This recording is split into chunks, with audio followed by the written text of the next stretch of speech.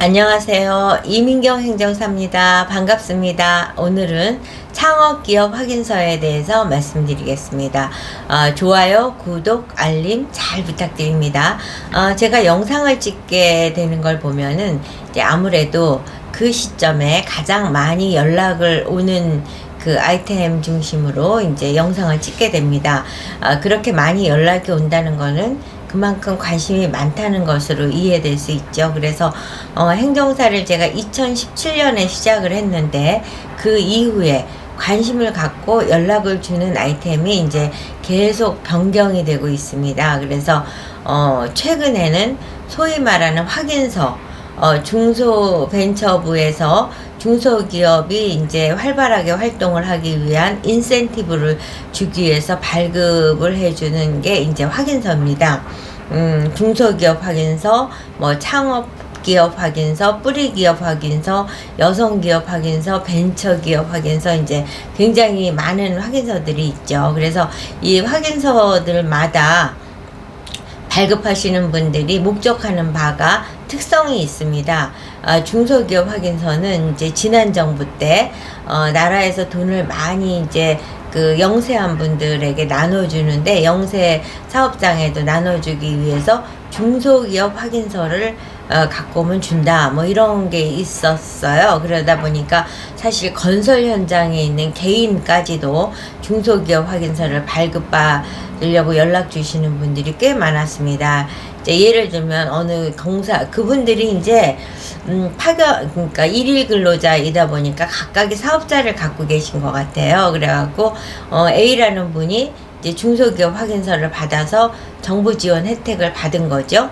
그러면 옆에 있는 분, 뒤에 있는 분, 뭐 이래갖고서는 우르르 하고 다 연락을 주시는 겁니다. 그렇게 이제 중소기업 확인서는 나라에서 돈을 꿔주거나 이제 일정액을 지원해 주는 거. 그러고 이제 여성기업 확인서는 주로 입찰, 5천만 원 이하 수의계약에 대한 입찰. 이제 그에 비해서 창업기업은 정책자금 지원을 받는 과정에서 창업기업 확인서를 발급받고자 하는 경우가 많은 것 같습니다. 그리고 이제 벤처기업 같은 경우 R&D 정부 지원금이라든가 이런 걸 위해서 이제 하죠. 벤처기업이 좀 제일 많이 까다롭다고 볼 수 있습니다. 그래서 오늘은 제가 이제 창업기업 확인서 중심으로 말씀을 드리는데, 모든 정부 정책에 있어서는 근거법이 있습니다. 기업 확인서를 발급해주고 또 지원해주고, 이거에 대한 근거법은 중소기업 창업지원법에 근거를 하고 있죠. 그래서 이제 거기에서 가장 간단하게 이제 목적에 명시되어 있는 거는 7년 이내 기업에게는 창업기업을 발급해서 창업 지원을 해준다. 그래서 지원해주는 혜택이 다양한 세제 혜택, 금융 지원 혜택, 공공기관 지원 혜택, 뭐 취득세 감면, 재산세 감면, 각종 부담금 감면, 저리 대출, 기술 보증기금에서 보증 지원, 창업보육센터 입주, R&D 지원, 뭐 이런 것들이 굉장히 많다 보니까 창업기업 확인서를 발급받고자 하는 분들은 거의 뭐 30, 40대 이하라고 볼 수 있는 거죠. 이제 40대만 돼도 좀 연령층이 높다, 이렇게 볼 수 있는데, 이제 근데 창업기업 확인서를 발급받는 비율보다 반려받는 비율이 훨씬 많지 않나, 이런 생각이 들 정도로 이민경 행정사에게 연락을 주시는 분들은 대부분 반려가 되어서 연락을 주시는 분들이 많이 오는데, 사실은 이미 반려된 거에 대해서 이의 신청을 하기 위해서 초안 작성을 한 후에 이제 연락을 주세요.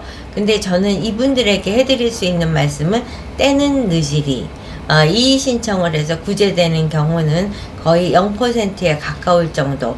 그래서 사전 진단을 받으실 것을 강추를 해드리고 있죠. 근데 사실 사전 진단도 그렇게 뭐 빠른 거라고 볼 수는 없는 거예요. 그만큼 이제 이미 창업할 당시에 이 회사가 창업기업 확인서를 받을 수 있는 조건이 되어 있나 안 되어 있나가 정해져 있다 해도 과언이 아닐 정도로 그 창업 당시 시점이 중요하다는 말씀을 드립니다. 창업기업지원법에 보면은 그 2조에 창업에 해당되지 않는 경우가 쫙 나열이 되어 있습니다. 근데 이게 그냥 읽으면 뭐 하얀 건 종이요, 까만 건 글자다 라고 인식이 되는데 꼭꼭 씹어서 읽으면 이제 하나하나 이해가 됩니다. 첫 번째로는 타인으로부터 사업을 상속 또는 증여받은 개인이 기존 사업과 같은 종류의 사업을 개인인 중소기업자로 개시하는 경우 안 된다. 그러니까 타인으로부터 상속이나 증여를 받았지만 그 사업자가 내가 이미 갖고 있는 사업자로서 동업종이면 안 된다 이 말인 거죠. 동업종이라는 건 표준 업종 분류에서 세세 분류를 말하는 겁니다.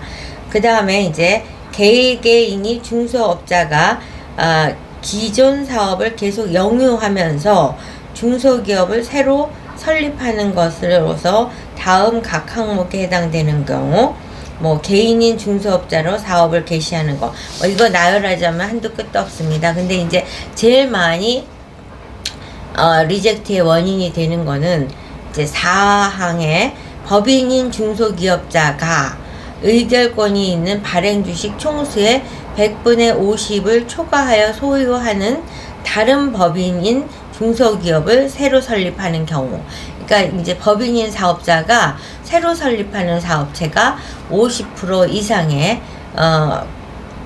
그러니까 그 주주로서, 과점주주로서 설립하면 안 된다. 근데 이제 여기서 중요한 거는 그 만약에 사전 진단을 받으려는 그 시점에 보니까 이제 자기는 이미 100% 주식으로 창업을 했어요. 2023년에. 그래서 아직 7년이 경과되지 않았기 때문에 창업기업을 신청을 하려고 그러는데 이제 100% 주주란 말이에요. 그래서 과점주주를 피하기 위해서 50% 이하로 신청하는 이 시점에 양도양수에서 조정을 하면 어떨까 이렇게 생각을 하는데 이거는 인정이 안 됩니다. 그러니까 창업할 그때 당시에 50% 이하로 창업을 해야지 가능한 거지, 현 시점에 신청하는 시점에 그 비율을 조정하는 것은 큰 의미가 없다는 점. 그래서 사실은 창업기업 확인서라는 거는 이제 신청할 당시에 고민하면 안 되고, 새로운 창업을 할 당시에 이미 창업기업 확인서를 받을 수 있는 조건을 점검을 해서 그에 맞게 창업을 하는 것이 가장 좋은 방법이라는 점. 그래서 창업기업 확인서는 많은 지원은 받을 수 있지만 정작 창업기업 확인서로 인정을 받기는 쉽지 않다는 점을 아무리 강조해도 지나친 말이 아니다. 이런 거는 왜냐? 신청 시점의 조건을 따지는 것이 아니라 내가 창업기업 신청을 하고자 하는 그 신청 기업이 창업할 그 당시 시점을 따지고 있기 때문에 변경에는 자유롭기 어렵다는 점. 그 조건을 창업기업의 조건에 맞춰서 신청 시점에 다시 가공한다는 게 현실적으로 쉽지 않다는 점을 강조해 드리면서 여러분께 오늘 창업기업 확인서의 어려운 신청 단계에 대해서 설명드렸습니다. 유익한 정보가 되셨을지 모르겠습니다. 창업기업 확인서 사전 진단을 원하시는 분 연락 주시면은 이 난제 문제를 같이 고민하고 해법을 찾아 드리도록 하겠습니다. 여러분 좋아요, 구독, 알림 잘 부탁드립니다.